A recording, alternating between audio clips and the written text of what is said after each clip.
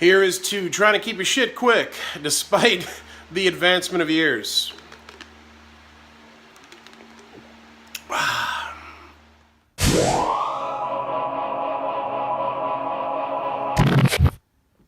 So, tomorrow is the day of my 36th...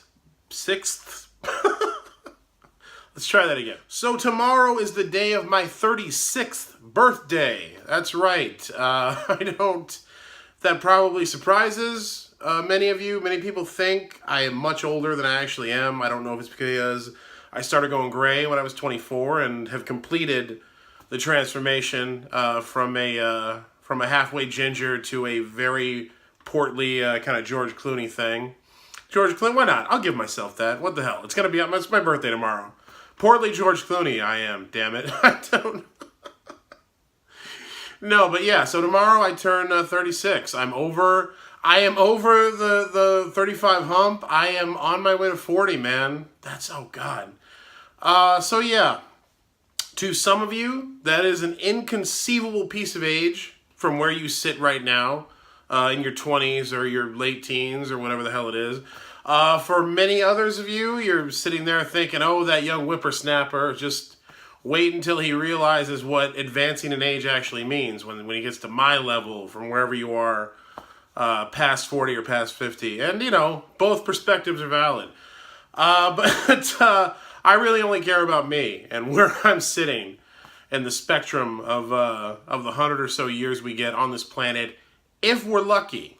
So yeah, 36. Here's the thing. It's a good year to have a birthday for me. This is a good birthday year because from where I'm sitting at this point in my life right now, I can feel good about stuff. I really can. I'm married. I love my wife. I love being with her. I love being married. It's a hell of a thing. I was never sure how I would take to that. Marriage was always a very bizarre concept to me. It wasn't something I really foresaw for myself, but I am married and I'm happily married, and I wouldn't want to be anything else but married to my wife. It's very strange and wonderful. So I'm married. We have a home. We have a house in lovely Southern California. This year I signed the largest book deal of my career for my new epic fantasy trilogy with Saga.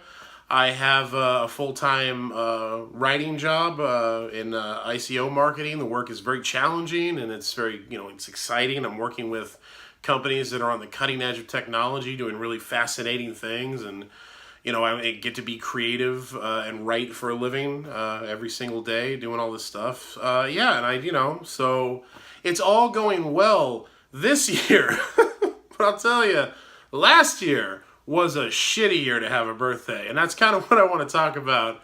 It's all a matter of perspective, man. If you look at my life where I am right now, it's absolutely amazing. And I'm happy to be here, and I wouldn't change a single thing about it. I like where I am and I like where I'm going. Last year, though, still sublimely happy in my personal life, I was engaged at the time when I turned 35 last year. I was engaged at the time, and we were planning a wedding. And we were thinking about, we were in the process of selling, of my wife now selling her condo at the time, and then buying this house. And all that was going on during the worst professional year of my life. It was awful. It really was, man. I was writing a series of books that weren't selling.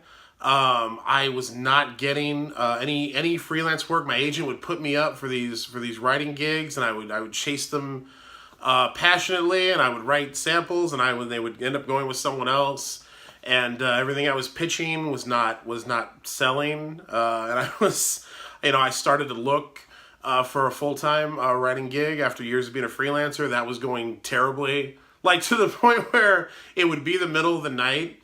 And I would go to Del Taco or whatever because they're open 24 hours. And I would see this sign that said they were hiring, starting at $14 an hour. And I started to think, they'd probably let me work the night shift. That'd be peaceful. I can do that. I really was. Not to knock anybody in food service. It's a perfectly noble, respectable position. But when you're looking for a high-level marketing job with your years of experience, including, doing marketing for Fox Studios on major movie campaigns, like considering taking a job at Del Taco has to be categorized as a step down. But that's where I found myself on my last birthday, and the shit wasn't fun, man. I'll be perfectly honest with you. So I'm telling you all that to really to arrive at this point.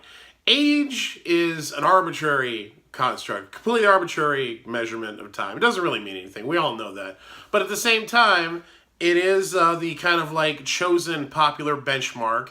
And when you hit a birthday, it's always going to cause you to re-examine or examine your life and what's going on in your past and your future and how all that blends together into this, cocktail that is your existence. Again, you get 100 years on this planet, and those benchmarks are when you look at where you are on that road and decide if how you're doing. That's really what it comes to. That's really what it comes down to. How am I doing?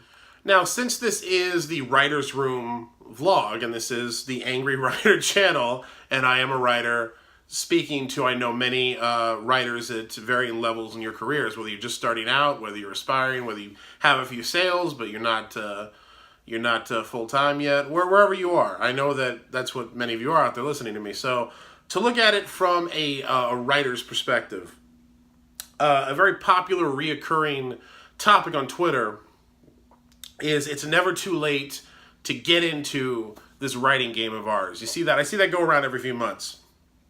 Someone will talk about it's never too late. Then a bunch of people will pick that up and they'll respond with their stories of how they didn't, make it until they were well past 40 or into their 30s or into their 50s or whatever it is, or how they completely changed their lives and went into new careers. And that's all great. It's all true. Writing is one of those things that you are blessed to be able to do well past a point where you are physically able to move around a lot, and that's a thing that certainly helps because time ravages the body in many ways. I myself, after 10 years of being a pro wrestler, my bones are basically popsicle sticks that have been licked together by fluish kittens. So, we all have our crosses to bear. But you can still write, and you can get into it any time, and that's absolutely the truth. And I completely agree with that topic whenever it comes up.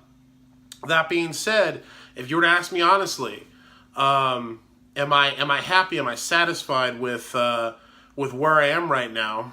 I would say I'm satisfied with where I am, but not when I am. And what I mean by that is, looking back, man, I really wish I had started sooner on a lot of the things I have going now, and I could have. That's the thing. A lot of people tell you you're exactly where you need to be in life when you do something. Like everything had to align for you to get to that point to do whatever you're doing now. So don't regret not doing it before. And I'm sorry, but I take issue with that, and it's a kind of a personal responsibility thing. I'm not speaking for anybody else, but for me, I know I could have done more sooner. I made my first fiction sale in 2005. That's 13 years ago at this point. In 2005, I knew what I wanted to do. I knew exactly what I wanted to do, but I didn't have the focus or the discipline or the follow-through to do it. Even though I was a talented writer, I worked hard at writing, and I took it seriously. As I look back, I realized I kind of just went with the flow. Very, very, I started with short stories and worked up to books. When I first came out in 2008, it was a short story collection, didn't do very well. Publishing, I wasn't having a lot of success with that, and then somebody optioned one of my stories for a film and hired me to write the screenplay, and I made some good scratch doing that. So I was like, okay, I'll try screenwriting. I'll just go where the money is and do that. Worked in independent film for a few years, had a lot of trouble getting things up and getting things shot, even if I was making money writing scripts. And a friend of mine came to town, my brother from another mother, Edward Earl Newton. He was moving out to Hollywood to pursue that there movie business, and I thought, well, since that's not working, I'll just go out there with him, and I'll chase that for a while. And I did. We moved out to Los Angeles in 2010 and had no plan. I'm just like, I'll just write things, and things will happen. And, did a lot of different stuff. Edward and I worked on, web instructional videos together. That was like our first big gig out here. I got staffed on a show that he ran and got regular paychecks to write TV for a while. And then in between that were long stretches of abject poverty and just not knowing what the hell to do with myself. I didn't have the focus and direction I needed to get where I wanted to go. And it honestly was not until I, even being with my wife for as long as I have been, we've been together 8 years. It wasn't until we got serious about getting married and getting a home that like something finally broke loose in my head of like, dude, you need to get your shit together and you need to target the things that you want to target and you need to achieve them like now, not later, now. And that's when everything came into focus for me. And that's what I needed. I needed focus. I needed drive. I needed, the proper motivation, which was having a family that I was responsible for and that I felt responsible to really go out there and do it. And having started to, and this is the thing, I'm not done yet. I'm doing very well. I've accomplished some very big short-term goals. Like sincerely, to go from where I was a year ago on my last birthday to where I am now, it's worlds apart. It really is. And I'm proud of the work that I did to get there in the interim. I'm proud of where I am, but I have so much more I want to accomplish. And looking back from where I am now, having done that work, I know I could have done this 10 years ago if I had just applied that same focus and drive and direction and follow through. I absolutely could have. And it's always gonna, and no matter what happens, no matter how successful I get, no matter how much I achieve, it's always gonna stick with me a little bit that I didn't do that. And that's on me, man. That's all on me. That's not on anyone else. So it's very hard for me to kind of swallow that line of, well, all things happen as they should. Yeah, but at the same time, it's a little bit on you, little bit. You kind of gotta, so even though it's never too late to start, it's also never too early to start. And it's really on you to make all this shit happen whenever you make it happen. And I'm not going to spend a lot of time losing sleep over the regret of what could have been. I'm here now. Here is good. Here and now is good. And I'm going to keep going forward from here. But if I'm being totally honest, staring down the barrel of the second half of my 30s, which is coming at me tomorrow here, I know I could have gotten farther sooner if I had applied, if I'd applied everything I applied in the last year, 9 years ago. And I wish I had done that. And I just wanted to kind of impart that to you. It's okay. It's the whole it's never too late to start thing is okay, but it's never too early to start either. Just throw that out there for whatever it's worth. So yeah, for my birthday, my wife and I will be going off the grid for about 4 days. We're going to unplug completely. We're going to go into the backwoods of Ohio at a bed and breakfast that looks like a castle with a bunch of our friends, and not have Wi-Fi or cell phone or internet access or anything for several days. And I am just looking forward to it on a level I can't explain to you. I will try to shoot some stuff for the vlog when we're on the road, but either way, I'll be back next week. In the meantime, take care of yourself and take care of someone else. What do you say? And encourage someone to get started on that thing they want to get started on now. Yeah, so that's going to be it for this week. Thank you already for the early birthday wishes, those of you who are throwing them out there. I appreciate you all. Please like, share, subscribe, leave a comment. Let me know what you're thinking. If you have a question, if you have a request, something you want me to talk about, you want to tell me about a really good lunch you had this week, I'm always interested. Hit the comments. If you do subscribe, remember to hit the bell, that little bell icon, so you get notifications of when I put out new videos, which I do every single week here on the vlog. And yeah, I will be back next week, officially a year older, hopefully refreshed from vacation. And we'll talk about more things. So yeah. Oh, also, if you want to ask me a question on Twitter, use the hashtag TeamHamShackle. I am planning to do a Q&A episode of the vlog in the very near future. I've compiled a bunch of questions on the back burner, so I'll be doing that. So if you want to add one to the pile, leave a comment or hit Twitter, hashtag TeamHamShackle. Thank you very much, ladies and gentlemen and non-binary folk, for following me here. Really appreciate it. I will see you next week. Same Matt time, same Matt channel, only I'll be 36 years old.